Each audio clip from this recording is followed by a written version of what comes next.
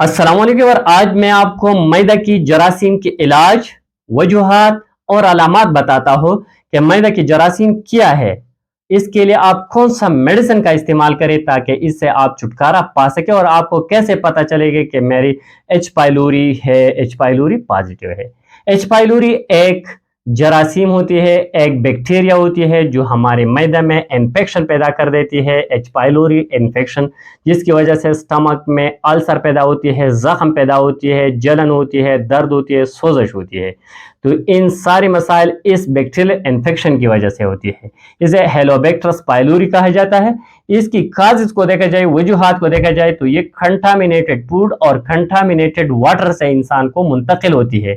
जब किसी इंसान ने कंटामिनेटेड यानी ऐसा पानी का इस्तेमाल किया वहाँ तो एच पाइलोरी की जरासीम मौजूद है, या ऐसा खुराक किया जाए एच पाइलोरी मौजूद है, तो ये इंसान को मुंतकिल होते हैं। जब ये इंसान को मुंतकिल होती है तो मुंतकिल होने से इंसान की स्टमक में ये 3 स्टेजेस के अलामात रोनुमा होती है। फर्स्ट स्टेज जो होती है बहुत लाइट सिम्टम होती है, बहुत मामूली से अलामात होती है जो इंसान महसूस भी नहीं कर सकती।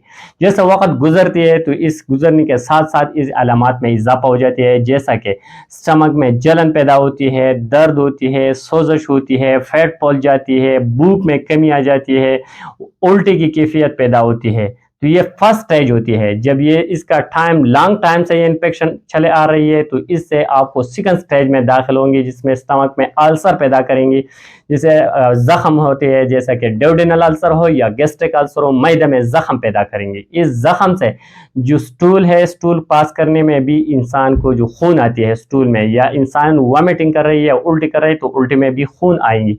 साथ ही इंसान ने जब कुछ खुराक किया, खुराक के फौरन बाद इसकी मैदे में दर्द आएंगी।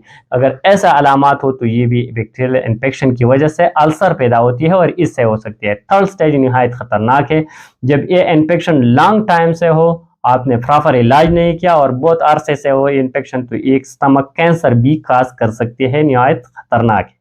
तो इसलिए इसको बर वक्त इलाज करना निहायत ज़रूरी है। तो सबसे पहले अपने डॉक्टर ले जाना पड़ेगा। डॉक्टर आपको इन्वेस्टिगेट करेंगे। इन्वेस्टिगेशन में आपको एच पाइलोरी की टेस्ट, साथ स्टूल की टेस्ट करेंगे। अगर ये पॉजिटिव आएंगे तो फिर आपको एंटीबायोटिक मेडिसिन, साथ पीपीआई प्रोटॉन पंपिंग इनहिबिटर वाली ग्रुप से जो मेडिसिन है इसको आपको रेकमेंड करेगा। प्रोटॉन पंपिंग इनहिबिटर में जो मेडिसिन आएगी इसमें एसोमेप्राजोल, ओमेप्राजोल, पेंटापेराजोल, लेंसोपेराजोल, इसमें से एक टैबलेट का इस्तेमाल करना होगा दिन में 2 टाइम। साथ ही जो एंटीबायोटिक है एमॉक्सिसिलिन और क्लेरेथ्रोमाइसिन, दोनों एंटीबायोटिक है और दोनों एंटीबायोटिक का इस्तेमाल करना होगा। एक टैबलेट सुबह, एक टैबलेट शाम, दोनों कॉम्बिनेशन में, साथ प्रोटॉन पंपिंग इनहिबिटर वाली मेडिसिन। ये मेडिसिन आपको प्रॉपर डोज में लेना होगा और प्रॉपर टाइम के लिए। ऐसा नहीं है कि 2-3 दिन तक आप इस्तेमाल करना, नहीं, ये 10 से लेकर 14 दिन तक मुसलसल इस्तेमाल करना होगा प्रॉपर डोज में। आपकी डॉक्टर आपको रिकमेंड करना है कितनी डोज आपकी एज वाइज आपको रिकमेंड करेगा।